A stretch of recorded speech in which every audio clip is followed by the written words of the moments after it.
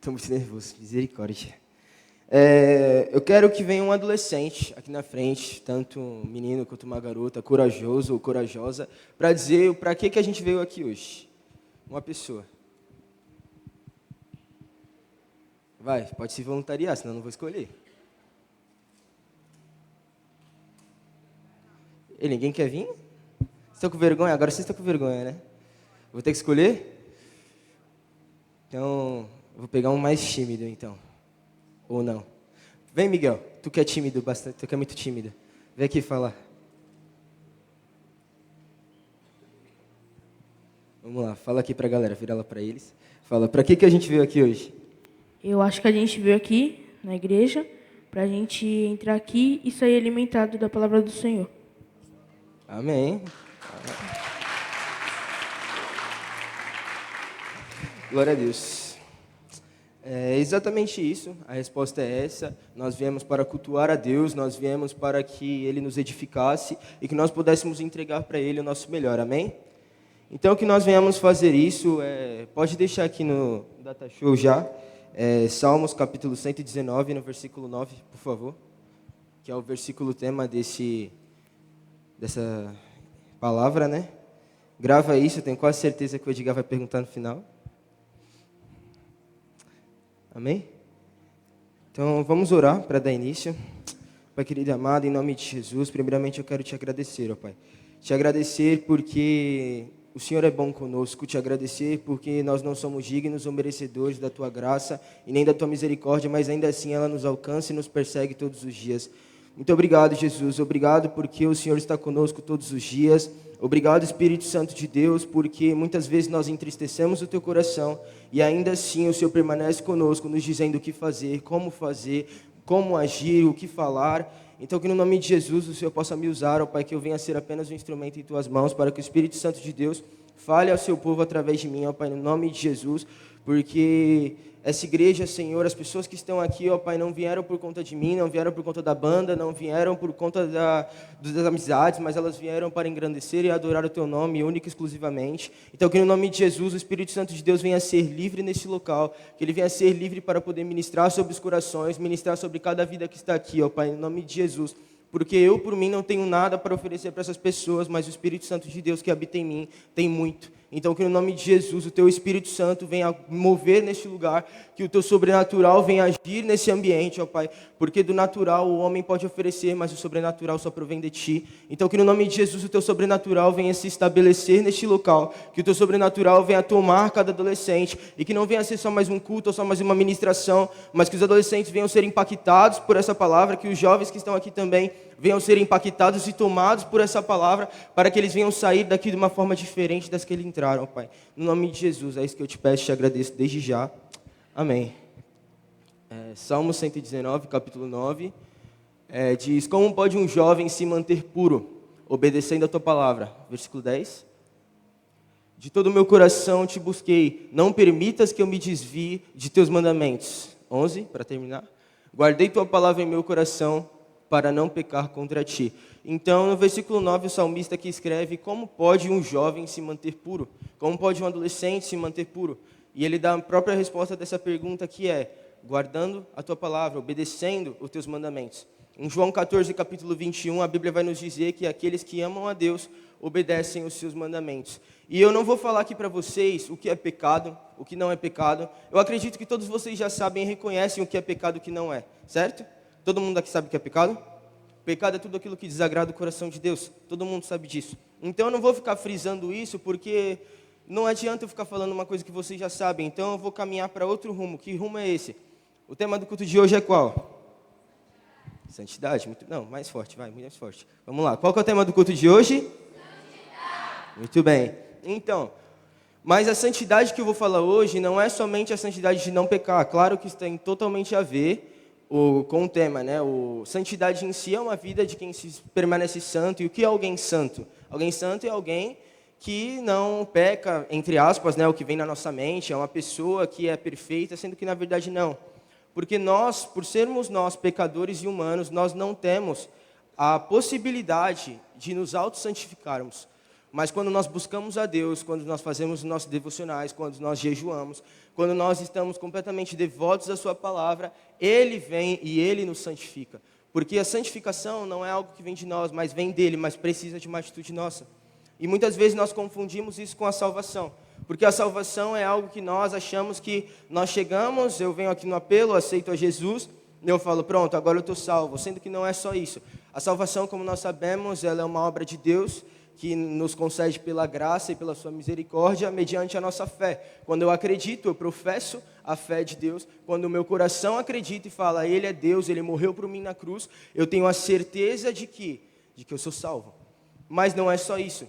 A Bíblia nos diz que não acaba aí. A nossa santificação, nosso processo, ele não encerra quando nós viemos aqui e nós falamos, Jesus, eu creio que o Senhor morreu na cruz por mim. Não encerra aí. A Bíblia vai nos dizer que a vontade de Deus em 2 Tessalonicenses, capítulo 3, no versículo 4, pode colocar aí para a gente, por favor? Vai dizer, e confiamos no Senhor que vocês estão fazendo.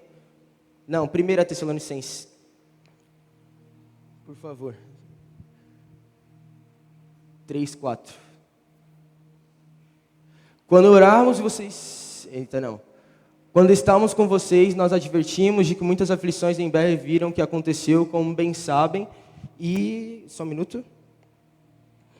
Só para não acabar me perdendo aqui, no que eu preparei aqui para falar. E agora abre em 1 Tessalonicenses, capítulo 4, versículo 3, por favor. E depois já pula para o 7. Não precisa ver a continuação. Não, versículo 3. Por favor.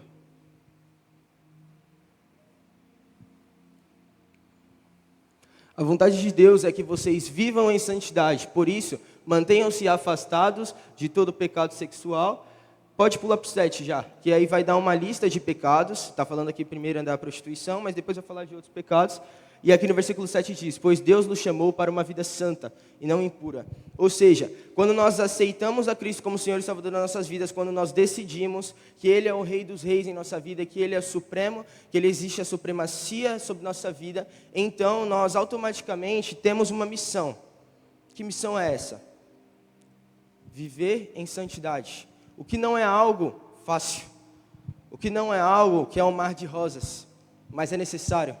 Porque é muito mais do que somente uma opção. Deus, Ele não nos dá uma opção. Olha, se você quiser, viva em santidade. Mas não, Ele te chamou, Ele me chamou e chamou cada um de vocês para que nós pudéssemos viver uma vida santa. Ele nos chamou para isso.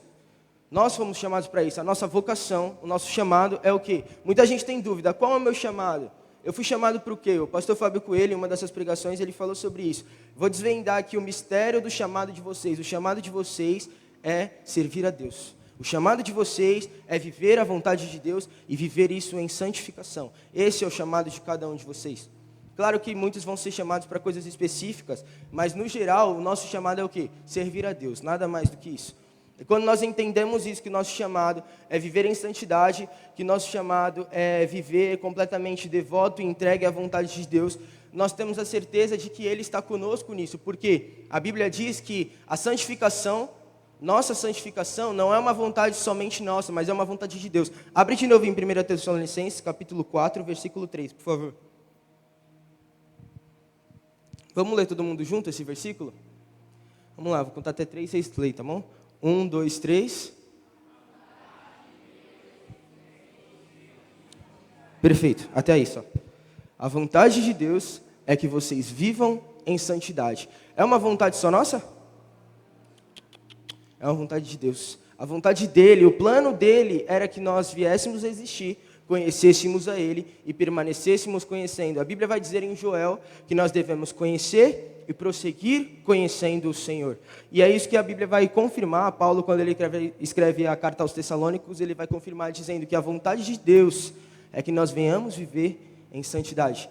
Ou seja, em outras palavras, nós não estamos sozinhos nessa caminhada, mas Jesus está conosco. Jesus, Ele caminha conosco, o Espírito Santo de Deus, nós recebemos um Espírito. Eu acho muito estranho quando as pessoas ficam se autodiminuindo, falando, meu Deus, eu não posso nada, meu Deus, eu sou tão pequeno, meu Deus, eu sou tão pouco.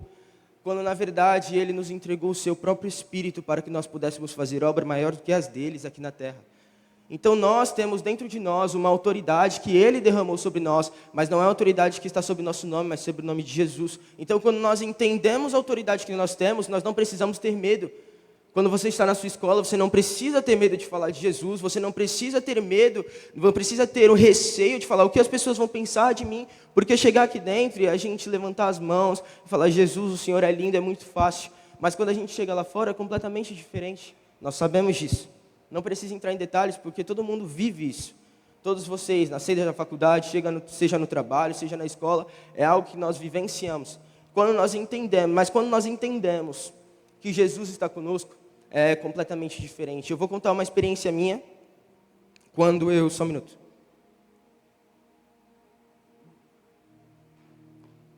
Quando eu estava na escola, eu tenho uma célula na escola, para quem não sabe. Graças a Deus está frutificando, para honra e glória do nome de Jesus.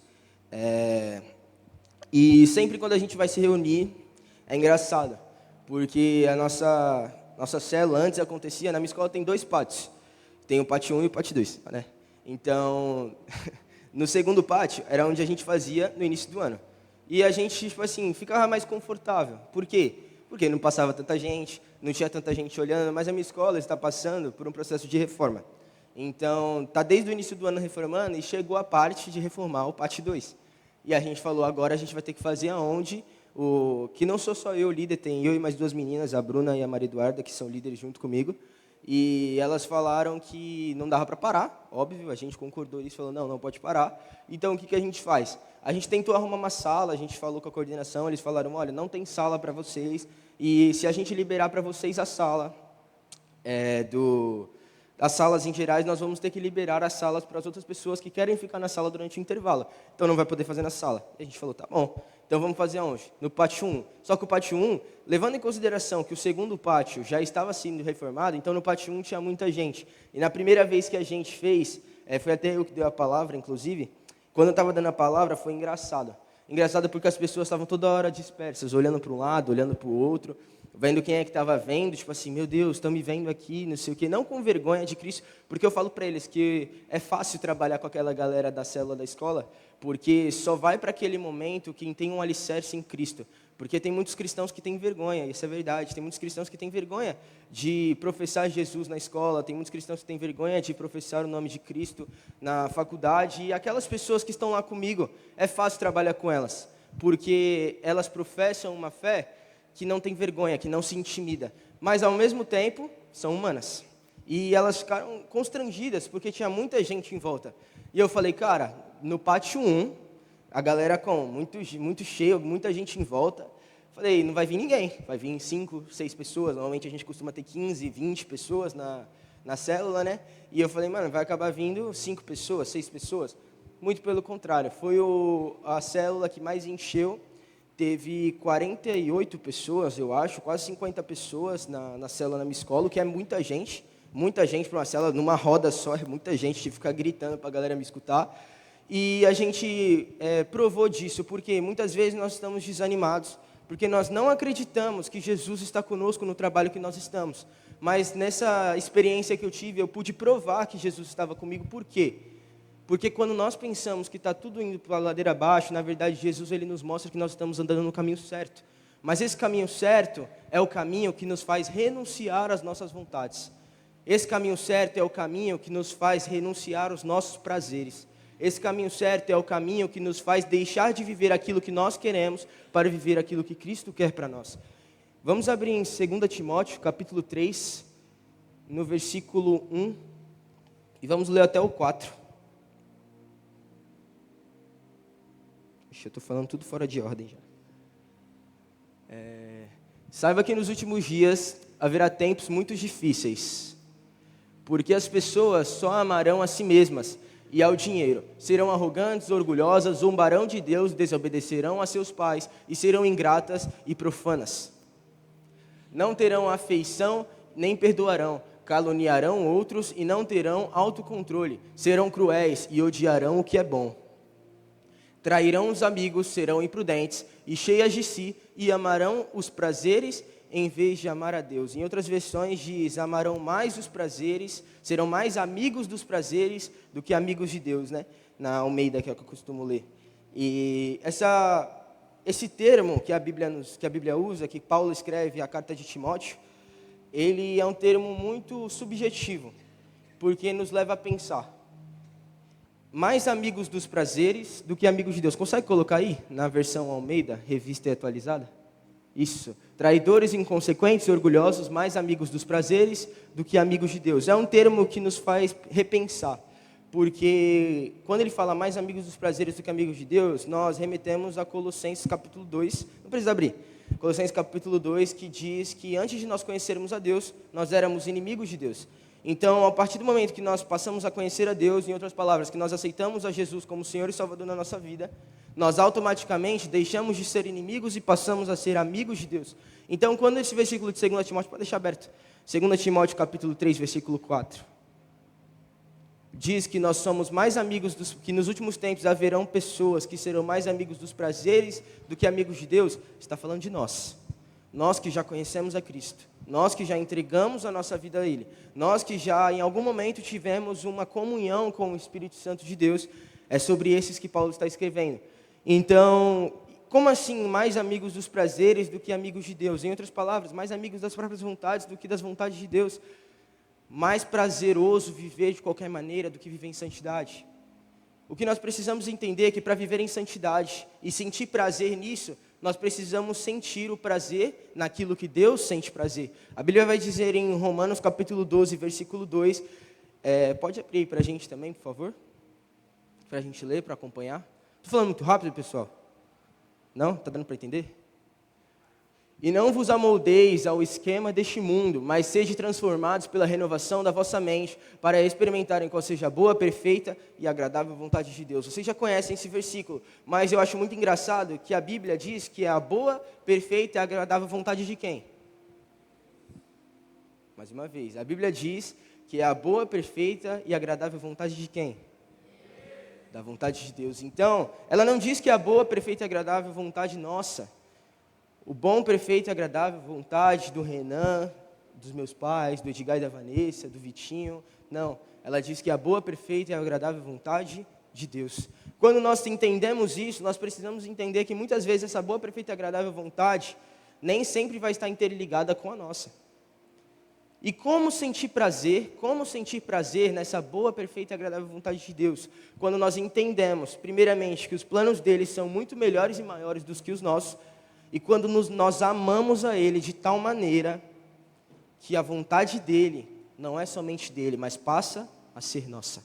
Quando nós entendemos isso, nós estamos alcançando uma vida em santidade. Vamos falar agora sobre algumas coisas que nem sempre são pecados, nem sempre são coisas erradas, mas que é necessário nós termos um certo tipo de cautela, um certo tipo de ter um pé atrás com essas situações. Por quê? Porque são coisas que podem nos afastar da presença de Deus. De uma vez? Não, aos poucos. Vamos falar aqui, quem foi aqui no cinema com a gente, quando a gente foi assistir o filme A Forja? Levanta a mão para a gente ver. Só 4 pessoas foram assistir A Forja? 5, 6, 7, 8. Tá bom. Vocês que foram assistir o filme com a gente, eu quero que vocês falem sobre uma cena que o menino principal, o garoto principal, não lembro o nome dele, ele tem que renunciar a uma coisa. Que coisa é essa? O quê? Videogame, perfeito. E aí eu pergunto pra vocês, jogar videogame é pecado? Assistir série é pecado? Não. Jogar bola é pecado? E basquete, para quem gosta de basquete, é pecado? Jogar vôlei, não é pecado. Não é pecado. E por que ele teve que renunciar? Por quê? Porque ele era viciado. Tem mais alguma resposta que vocês podem me dar? Oi? Também. Porque ele não tinha temor a Deus. Era algo que estava sendo construído na vida dele. E o que mais? Perfeito. Ele colocava aquilo como prioridade. Em um dos meus devocionais eu parei para pensar que todos os mandamentos de Deus se baseiam no primeiro mandamento. Qual é o primeiro mandamento que a Bíblia nos dá? Amar a Deus acima de todas as coisas, ou então em outras versões, amar a Deus com todo o seu entendimento, toda a sua alma, todo o seu coração. Então, quando nós amamos a Deus de todo o nosso coração, de toda a nossa alma, de todo o nosso entendimento, quando nós amamos a Deus. A Bíblia vai dizer em João capítulo 14, versículo 21, que aqueles que amam a Deus fazem o quê? Obedecem os seus mandamentos. Então, se nós amamos a Deus acima de todas as coisas, de todo o nosso coração, de todo o nosso entendimento, de toda a nossa alma, nós não somente amamos a Ele, mas nós obedecemos a Ele com todo o nosso coração, com todo o nosso entendimento e com toda a nossa alma. Não é somente sobre amar, mas é sobre obedecer. Eu vi uma frase muito legal, não lembro de quem é, mas que fala que renúncia é você dizer não para si mesmo, obediência é você dizer sim para alguém. Quando nós estamos falando de obediência a Deus, nós não estamos falando de simplesmente dizer não para nós mesmos, ou dizer não para algo, ou dizer não para alguém, mas é sobre dizer sim para Deus. Mas eu vou fazer vocês falarem alguns nãos, para vocês entenderem mais ou menos.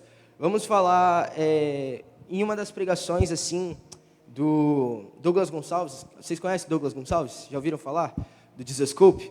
É um cara que tem sido uma bênção e uma referência no meio cristão, né? E ele, em uma das suas pregações de um dos eventos, Over Mission, não sei quantos de vocês ouviram falar desse evento, minha irmã estava lá e depois ela mandou o link para mim, eu escutei as pregações, e uma das coisas que ele me falou me impactou. O que ele disse? Ele falou que sobre aquela mensagem, todos vocês conhecem aquelas mensagens que ele fala sobre as 10 virgens, que existe 5 prudentes e 5 imprudentes. Vocês conhecem? Se não conhecerem, eu dou um resumo para vocês. Querem que eu dê um resumo para vocês? Sim? Então vou dar um resumo para vocês. Existiam 10 virgens, 10 mulheres virgens, e elas esperavam pelo quê? Esperavam pelo noivo chegar para um casamento, que todas elas iam se casar com esse noivo, iam para a festa com esse noivo. Mas a Bíblia diz que existiam 5 prudentes e 5 imprudentes. E como se separa essas aí? A Bíblia vai dizer que cada uma delas tinha uma lamparina. E essa lamparina, como assim 5 imprudentes e 5 prudentes? Das prudentes, até que o noivo chegou, a lamparina delas permaneceu acesa. Mas de 5 imprudentes, ou 5 tolas, essas 5 imprudentes, a lamparina apagou, antes que o noivo chegasse. E elas pediram para essa outra 5, falou, olha, nos dê um pouco do seu óleo, porque o nosso acabou, a gente precisa acender a nossa lamparina, senão o noivo vai chegar, e talvez a gente não consiga ir junto com ele. E elas falaram, não, a lamparina, o nosso óleo nós preservamos, vão até as lojas e compre o seu óleo, e depois volte para cá. E essas 5 imprudentes fizeram isso. Mas enquanto elas estavam comprando, o noivo chegou. Enquanto elas estavam tentando conseguir o óleo, o noivo chegou. E as portões se abriram para a festa, as 5 prudentes entraram junto com o noivo, e as 5 imprudentes que chegaram atrasadas não conseguiram entrar na festa. E ele falou, existe esse óleo, para nós conseguirmos esse óleo, existe uma moeda de troca. Essa moeda de troca se chama tempo. E para nós conseguirmos esse tempo, nós precisamos adquirir uma palavra no nosso vocabulário, que nós já temos, mas precisamos colocar em prática. Eu vou dizer essa palavra, vocês repetem comigo? Pode ser? A palavra é não. Perfeito. Como assim a palavra é não? Vamos lá. Pô, você viu aquela série que lançou que é nova? Você vai assistir ela? Não. Pô, mas você viu... mas para que você vai jogar esse seu videogame fora, assim como o menino da filme fez? Para que você vai jogar esse videogame fora? Por que você não fica jogando com ele? Não vou jogar. Por quê? Porque isso vai tomar o meu tempo. Tempo que as 5 mulheres imprudentes não tiveram. Tempo que as 5 virgens imprudentes não tiveram. E nós podemos reparar que nessa palavra virgens, nós podemos reparar algo. O que é uma mulher virgem? Uma mulher que guardou a castidade, certo? Pessoa que se preservou, uma mulher que se guardou, né, para o seu casamento. E essa mulher não perdeu sua virgindade, e a Bíblia está falando dessas. No início, são 10 virgens, certo? 10 virgens. 5 prudentes, 5 imprudentes, mas no início, são 10. E as 10 no início estão com a lamparina acesa. E vamos falar um pouco disso porque quando nós falamos de virgens, nós falamos de alguém que esperou por algo, de mulheres que esperaram por algo. Então a Bíblia não está se referindo a 5 pessoas que esperaram por Jesus, 5 pessoas que esperaram pelo noivo e 5 pessoas que não esperaram. A Bíblia não está falando de 5 pessoas que ansiaram pela vida de Cristo e 5 pessoas que não estavam nem aí. Ela está falando de 10 que esperavam pelo noivo. Ela está falando de 10 que pelo menos no início tiveram uma chama dentro do seu coração, que possuíam um óleo que conseguia acender essas lamparinas. Então, a Bíblia está dizendo de 10, mas só sobraram 5, por quê? Porque a pergunta que não se quer calar, não é quem vai conseguir permanecer, quem é que vai começar queimando, quem é que vai começar com o coração em chamas, mas a pergunta é quem é que vai permanecer em chamas até o final. Quem é que vai permanecer até o final queimando por Jesus? Quem é que vai ficar até o final falando, Jesus, eu vou gastar minha vida por ti? Porque começar queimando, todo mundo começa. Começar queimando, todo mundo começa, todo mundo tem aquela paixão do início, mas e no final? Todo mundo permanece? Não. E, mais uma vez eu vou dizer, a moeda de troca para possuir o óleo necessário para manter a lamparina acesa é uma coisa, é o tempo. Tempo que por enquanto nós temos, mas futuramente não teremos mais. Isaías capítulo 55, versículo 6. É um versículo que me marcou bastante. Dá para colocar aí para a gente, por favor? Se não der, não tem problema. Isaías 55, versículo 6. Eu abro aqui, se não tiver.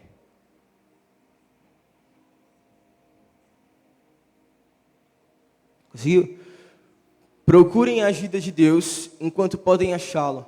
Orem ao Senhor enquanto Ele está perto. A Bíblia vai nos dizer, o profeta Isaías vai escrever numa delimitação de tempo, algo que se acaba. Procurem o Senhor enquanto ainda possam se achar. Invocai o seu nome enquanto ainda há tempo. Tempo que não existirá para sempre. Muitas vezes nós podemos achar que, que nem o Edgar falou aqui agora, quando eu for mais velho, quando eu tiver 40 anos de idade, quando eu tiver 50, 60, eu já tiver vivido tudo que eu tive para viver, eu vou buscar a Deus. Mas quem te garante que você vai ter esse tempo? Quem te garante que você vai conseguir chegar até o final e falar, pô, tem gente que consegue, com a sorte que consegue. E na minha escola, bem no começo do ano, estava conversando assim numa roda de conversas, né? E a galera sabe que eu sou cristão, né? E às vezes eles me fazem algumas perguntas sobre a Bíblia e alguns comentários. E uma das questões que uma das meninas assim da nossa roda de conversa falou foi que ela disse: se eu pudesse escolher, eu queria ter me tornado cristã quando eu já fosse mais velha, com mais ou menos 30, 40 anos. Por quê? Porque eu não teria o peso de saber a verdade, saber da verdade, e querer, por mais que eu queira viver neste mundo, por mais que eu queira os prazeres deste mundo, eu não consegui fazer, porque eu sei que eu vou ser castigada por isso. Mas, e ela falou, né? Na hora ela falou, olha, nem fala nada pra mim, porque eu sei que se você começar a falar, já era. Eu falei, tá bom, não vou falar nada então. Mas eu parei para refletir, fiquei o dia inteiro refletindo nisso. Se eu pudesse, eu seria cristão aos 30, 40 anos de idade, para aproveitar a minha juventude. Uma pessoa cristã, que já conhece a Cristo, que já possui o Espírito Santo de Deus dentro de seu coração, acha proveito nas coisas deste mundo. Acha prazeres maiores do que em Deus. O que nós lemos em 2 Timóteo capítulo 3, versículo 4? Que no final dos tempos existiria o quê? Pessoas que teriam mais prazeres deste mundo do que prazeres em Deus. E quando nós falamos isso, nós falamos de santidade, falamos de achar prazer no que Deus acha prazer.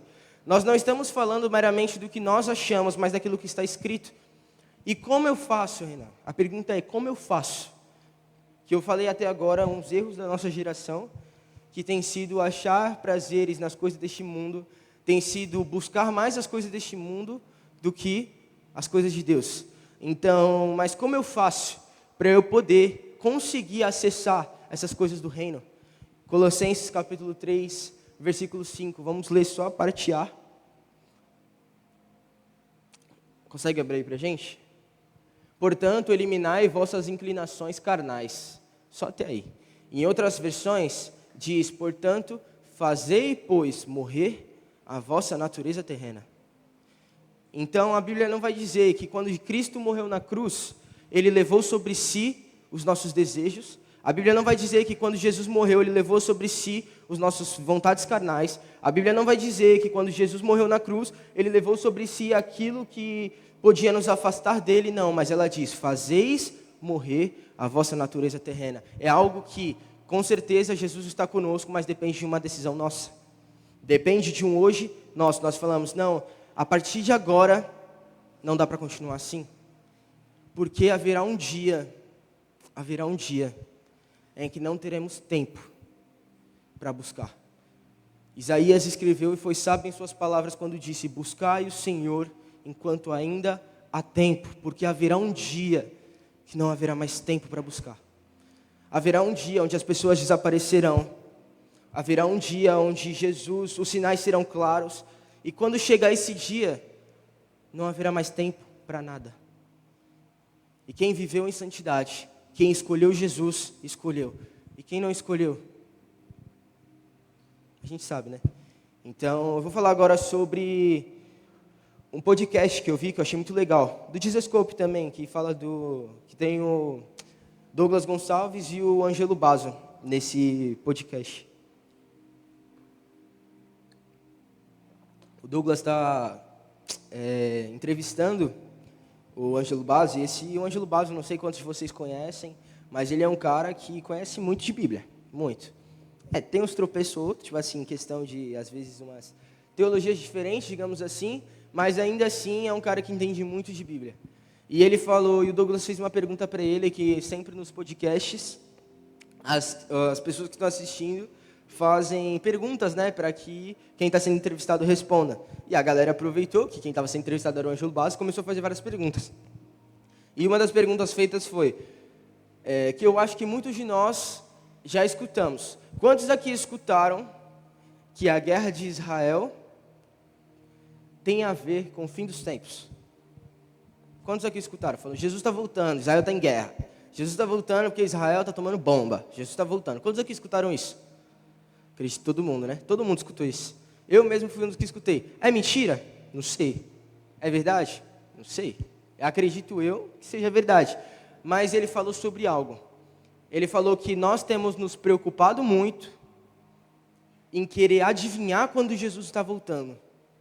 E temos perdido o nosso tempo, o tempo que teria sido investido para que quando ele chegasse. Então, eu quero falar um pouco sobre isso, porque ele falou que, o Ângelo Basso respondendo, ele falou que muitas vezes nós agimos como crianças. Crianças que quando o pai sai de casa, ele fala, olha filho, quando eu voltar, eu quero que a louça esteja limpa. E aí você vai lá e fala, não, beleza, vou lavar a louça. E aí você fica tomando conta das suas próprias coisas, fica no jogo, fica vendo série, fica dormindo. E aí, quando é que você lembra que tem que lavar a louça? Quando você ouve o barulho da chave do pai. Quando você ouve a maçaneta o quê? Abrindo. E muitas vezes, como crianças, nós agimos. Por quê? Porque nós queremos adivinhar. Quando Jesus vai voltar? Jesus vai voltar semana que vem, então vamos fazer tudo agora. Jesus vai voltar semana que vem, então agora vamos sair para a rua, vamos evangelizar, vamos fazer o sobrenatural descer, porque Jesus está voltando. Mas essa não pode ser a nossa preocupação. Não pode. Nós temos que nos preocupar em servir a Cristo, independente se Ele vai voltar hoje ou se Ele vai voltar daqui a 500 anos. Porque nós estamos vivos agora, nós temos tempo agora, e daqui a pouco, quem garante que nós teremos? Quem garante que você sairá daqui da sua casa, vai sair daqui, e amanhã você vai acordar se Jesus não vai ter voltado? Quem garante? Ninguém. A Bíblia diz que Jesus, quando Ele vier, Ele vai vir como um ladrão, que não avisa, que não tem hora e nem data para chegar. Ele só vai vir e buscará o seu povo. E se Jesus volta agora, você fica ou você vai? Foi uma pergunta que o pastor Pedro fez no retiro, que marcou bastante a vida de um amigo meu, que ele estava do meu lado. E ele falou, olha, fala para a pessoa do seu lado, pergunta para ela, se Jesus voltar agora, você vai com ele ou você fica? E eu perguntei. Falei, e aí, você vai ou você fica? E ele falou, eu fico. E eu falei, então tome a decisão hoje. E ele foi lá na frente, ele se reconciliou com Cristo. Mas é algo que você tem que olhar para si mesmo. Olhar para si mesmo. Claro que eu não vou revelar o nome, porque todo mundo conhece esse garoto, então eu não vou falar. Não sei se vocês já ouviram da boca dele essa história. Mas ele vai falar sobre isso por quê? Porque é algo que nós sabemos se nós vamos ou não. Nós sabemos. Nós sabemos qual tem sido a nossa vida, qual tem sido as nossas escolhas. Nós sabemos se nós temos vivido em santidade. E eu vou falar algo para vocês, santidade não é você ficar 10 horas trancado num quarto lendo a Bíblia. Porque mais vale uma constância do que uma intensidade. Mais vale eu chegar e ler a Bíblia por 30 minutinhos, 20 minutinhos por dia, do que eu chegar e uma vez por ano, eu ler a Bíblia inteira. Porque depois, o que vai acontecer? Vou falar um exemplo aqui para vocês, uma analogia que vocês vão entender. Mais vale uma pessoa que treina o corpo inteiro uma vez no mês, ou uma pessoa que vai de segunda a sexta na academia? Treinando parte do corpo e parte do corpo. De segunda a sexta, certo? Por quê? Porque ela terá uma constância naquilo que ela está fazendo, diferente da outra pessoa que tem só a intensidade. Claro, a intensidade não é algo ruim, a intensidade é algo muito bom, mas não é só isso que basta, é necessário nós termos uma constância na palavra de Deus, é necessário nós termos uma constância numa vida em santidade, e nós precisamos entender que como nós fazemos para poder acessar essa vida em santidade, mais do que somente fazer morrer os nossos desejos carnais, nós temos que ter a certeza, ter a decisão de buscar a Deus diariamente, todos os dias, em todo o tempo. Por quê? Porque só dessa maneira nós seremos santificados por Ele. Jesus já morreu, não existe mais sacrifício que nós possamos fazer maior do que doar o nosso tempo para Deus. Antigamente as pessoas faziam sacrifício de animais, antigamente as pessoas chegavam e sacrificavam uma ovelha ou alguma, se a pessoa era agricultor, ela ia lá e sacrificava algumas coisas que ela plantava, do melhor que ela tinha. Hoje em dia, o que é o melhor que nós temos? É o nosso tempo. Qual foi o tema do nosso último culto que o Edgar pegou? Vamos ver se vocês lembram. Não. Oi? Então eu confundi. Qual é o penúltimo? Confundi. O penúltimo culto, vocês lembram? Onde você tem gasto? Onde você tem gasto o seu tempo? Onde nós temos gasto o nosso tempo? Nosso tempo tem sido utilizado em coisas que são só para nós, ou tem sido utilizado em coisas para servir o reino? E sabe o que me deixa triste? Porque falar de reino para essa geração de hoje é algo muito difícil. Por quê? Porque é algo distante. E o principal problema, nós sabemos muitas vezes que nós não vivemos em santidade. Mas o principal problema é, nós não queremos mudar, nós queremos ficar desse jeito. E é necessário uma metanoia na gente, é necessário a gente ter uma mudança de mentalidade. Por quê? Porque se nós continuarmos desse jeito, haverá consequência. E por que nós permanecemos desse jeito? Porque nós temos pouca fé. Temos pouca fé de que Jesus está voltando. Quando a pessoa fala, olha, Jesus está voltando, nós achamos que é uma frase de vô, nós achamos que é uma frase de um crente do terno engravatado. Não, cara, é uma verdade. Jesus está voltando. E haverá um dia em que você não terá mais tempo para buscar a Ele. E o que você tem feito agora?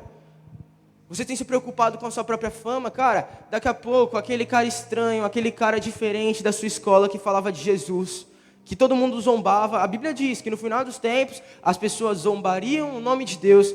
E aquele crente, aquele cristão, que era da sua escola, da sua faculdade, do seu trabalho, que falava de Cristo, ele desaparece. E você, que era da pessoa, que eu era o famoso, eu era o famosinho, eu era o legal na minha escola, as pessoas gostavam de mim. E aí, você vai ou você fica? Aí não, você fica. Por quê? Porque você não gastou o seu tempo com as coisas do reino. Você estava mais preocupado com a sua própria popularidade, você estava mais preocupado com a sua própria fama do que com aquilo que Cristo tinha para fazer na sua vida. E é nítido que nós temos sido uma geração de pouca fé. Pouca fé por quê? Porque muitas vezes nós desacreditamos do que diz na palavra. Nós desacreditamos daquilo que as Escrituras dizem. Muitas vezes nós vemos essa passagem de Isaías 55:6, de busque a Deus enquanto há tempo, e nós vamos sair daqui, vamos esquecer disso que está acontecendo agora, vamos esquecer daquilo porque é prazeroso estar aqui, não é? É prazeroso, não é? Estar aqui quando a gente está no louvor, a galera pula, a galera levanta a mão, é legal, não é legal? Mas esse momento não dura para sempre. O que dura para sempre é o que está dentro de mim e está dentro de você. E esse Espírito que está dentro de nós, ele nos diz que nós temos que ter uma mudança de mente. Nós temos que ter uma mudança de mentalidade, porque enquanto a nossa mentalidade estiver focada e centrada nos nossos desejos, nas nossas vontades, a nossa vida não vai mudar. Não adianta nós queremos prever quando Cristo vai voltar, é necessário nós fazermos agora algo por Ele, porque não é possível prever, e é necessário fazer agora, enquanto nós ainda temos tempo, porque haverá um dia em que não haverá mais, e a gente precisa entender isso. Vamos falar agora sobre... Eu falei sobre tudo já? Não, ainda não. Ok. Então, agora em 2 Tessalonicenses... Agora é segunda. 2 Tessalonicenses, no capítulo... Só um minuto.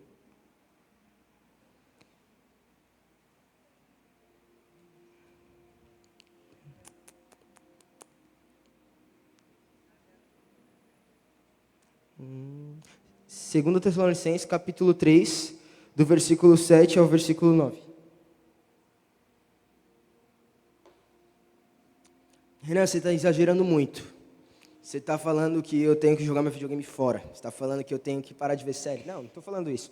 Estou falando que essas coisas podem tomar o seu tempo, fazendo com que você perca o óleo que aquelas 5 virgens imprudentes não tiveram. E agora a gente vai colocar... Eita, não vai ter? Eu leio aqui, não tem problema. Abre aí na sua Bíblia, 2 Tessalonicenses, capítulo 3, versículo 7 ao versículo 9. Eu estou caminhando para o fim aqui já. Se o louvor quiser subir, pode subir já, galera. Pode vir.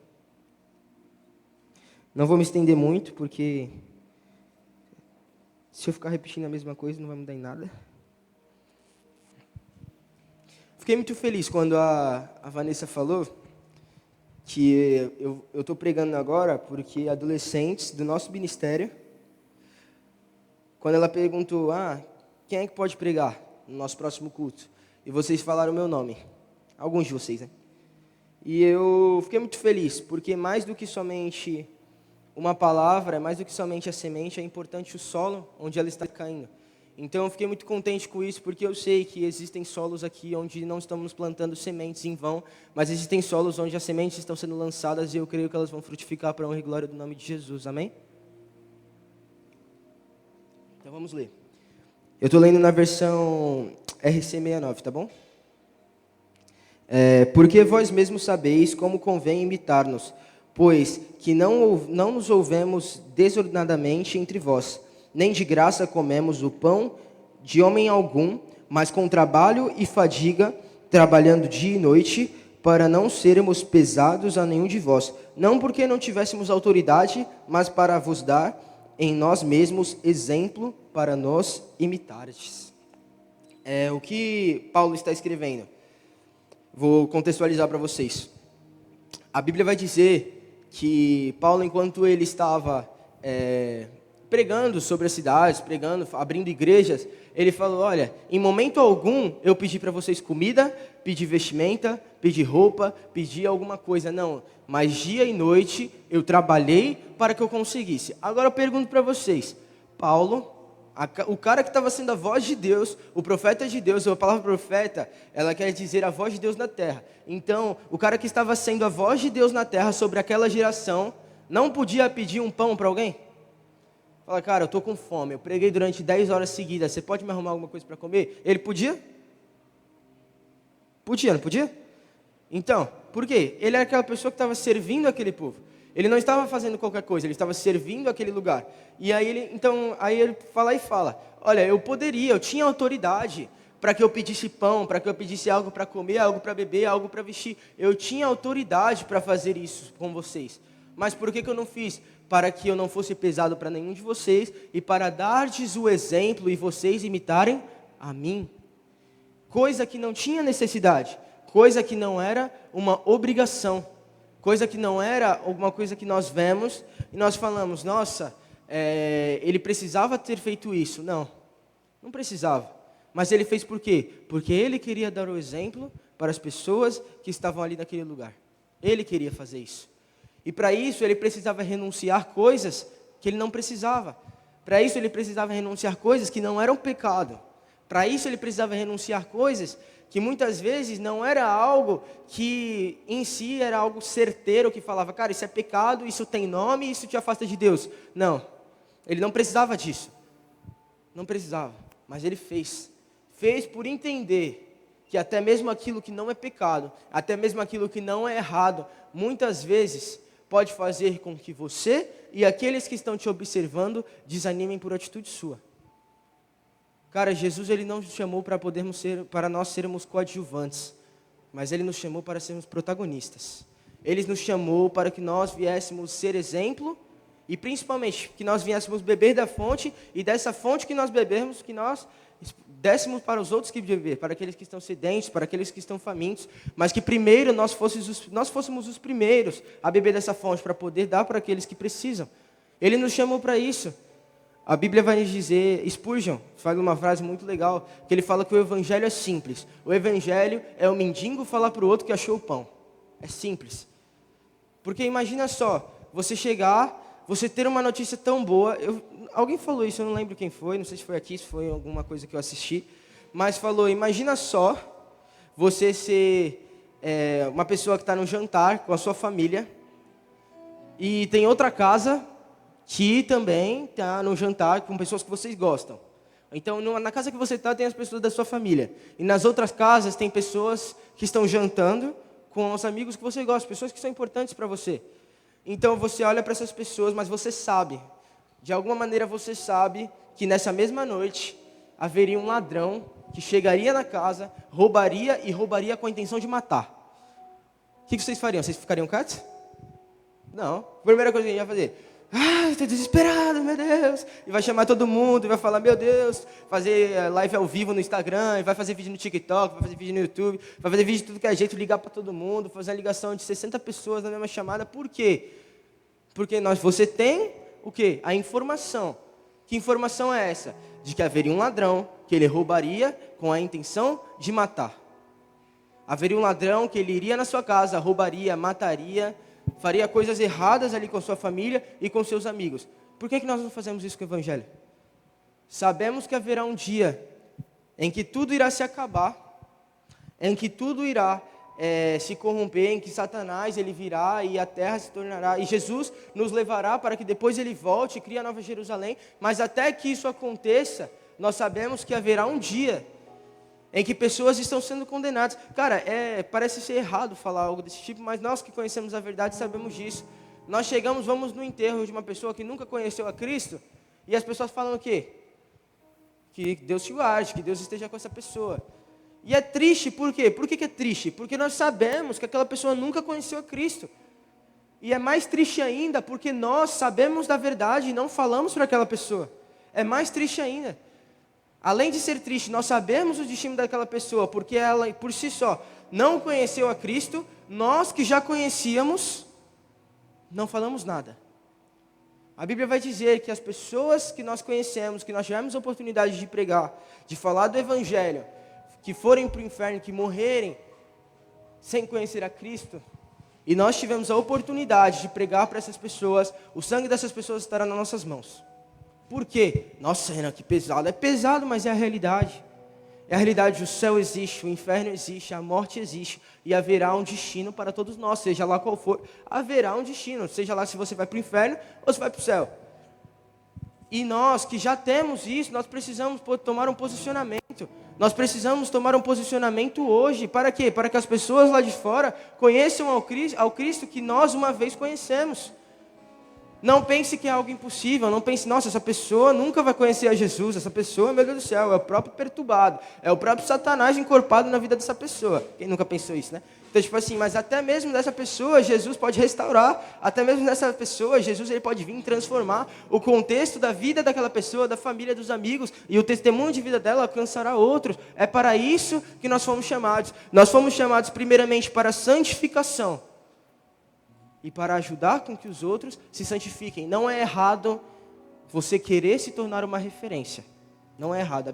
Paulo vai nos escrever que nós devemos sim ser referência para quem? Mas o problema é o quê?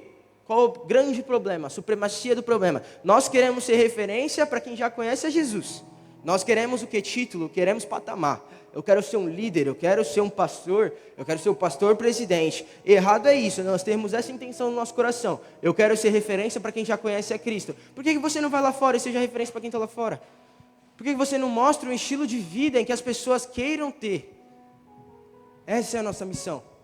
Nos santificar e fazer com que os outros, através da nossa vida, queiram se santificar.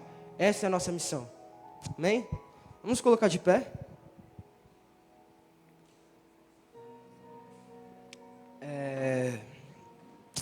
Acredito que eu falei um pouquinho, né?